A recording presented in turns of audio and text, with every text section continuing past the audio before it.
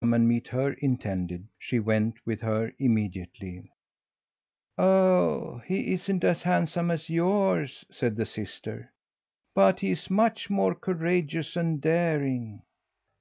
"How do you know he is?" challenged Dunfin. "For some time past there has been weeping and wailing amongst the sea gulls and wild ducks on the island. Every morning at daybreak a strange bird of prey comes and carries off one of them." "What kind of bird is it?" asked Dunfin. "We don't know," replied the sister. "One of his kind has never before been seen on the island, and strange to say, he has never attacked one of us geese. But now my intended has made up his mind to challenge him to morrow morning and drive him away." "Oh, I hope he'll succeed," said Dunfin. "I hardly think he will," returned the sister. "If my goosey gander were as big and strong as yours, I should have hope." "Do you wish me to ask Morten Goosey Gander to meet the strange bird?" asked Dunfin. "Indeed I do!" exclaimed Prettywing excitedly. "You couldn't render me a greater service." The next morning the goosey gander was up before the sun. He stationed himself on the highest point of the island and peered in all directions. Presently he saw a big, dark bird coming from the west.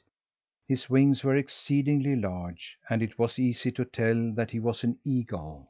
The goosey gander had not expected a more dangerous adversary than an owl, and now he understood that he could not escape this encounter with his life.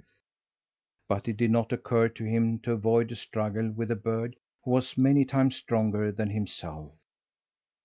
The great bird swooped down on a seagull and dug his talons into it. Before the eagle could spread his wings, Morten Goosey Gander rushed up to him. "Drop that!" he shouted, "and don't come here again, or you'll have me to deal with." "What kind of a lunatic are you?" said the eagle. "It's lucky for you that I never fight with geese, or you would soon be done for." Morten Goosey Gander thought the eagle considered himself too good to fight with him, and flew at him, incensed, biting him on the throat and beating him with his wings. This, naturally, the eagle would not tolerate, and he began to fight, but not with his full strength. The boy lay sleeping in the quarters where Akka and the other wild geese slept, when Dunfin called: "Thumbietot, Thumbietot! Morten Goosey Gander is being torn to pieces by an eagle." "Let me get up on your back, Dunfin, and take me to him," said the boy. When they arrived on the scene, Morten Goosey Gander was badly torn and bleeding, but he was still fighting. The boy could not battle with the eagle. All that he could do was to seek more efficient help. "Hurry, Dunfin, and call Akka and the wild geese!" he cried. The instant he said that, the eagle flew back and stopped fighting. "Who's speaking of Akka?" he asked. He saw Thumbietot and heard the wild geese honking, so he spread his wings. "Tell Akka I never expected to run across her or any of her flock out here in the sea," he said, and soared away in a rapid and graceful flight. "That is the self same eagle who once brought me back to the wild geese," the boy remarked, gazing after the bird in astonishment. The geese had decided to leave the island at dawn, but first they wanted to feed a while. As they walked about and nibbled, a mountain duck came up to Dunfin. "I have a message for you from your sisters," said the duck. "They dare not show themselves among the wild geese, but they ask me to remind you not to leave the island without calling on the old fisherman." "That's so!" exclaimed Dunfin, but she was so frightened now that she would not go alone, and asked the goosey gander and Thumbietot to accompany her to the hut. The door was open, so Dunfin entered, but the others remained outside. After a moment they heard Akka give the signal to start and call Dunfin. A gray goose came out and flew with the wild geese away from the island. They had travelled quite a distance along the archipelago when the boy began to wonder at the goose who accompanied them.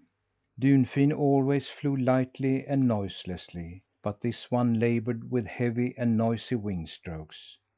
"We are in the wrong company. It is Prettywing that follows us." The boy had barely spoken when the goose uttered such an ugly and angry shriek that they all knew who she was. Akka and the others turned to her, but the gray goose did not fly away at once. Instead, she bumped against the big goosey gander, snatched Thumbietot, and flew off with him in her bill. There was a wild chase over the archipelago. Prettywing flew fast, but the wild geese were close behind her, and there was no chance for her to escape.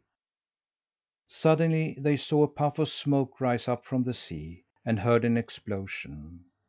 In their excitement they had not noticed that they were directly above a boat in which a lone fisherman was seated. However, none of the geese was hurt, but just there, above the boat, Prettywing opened her bill and dropped Thumbietot into the sea.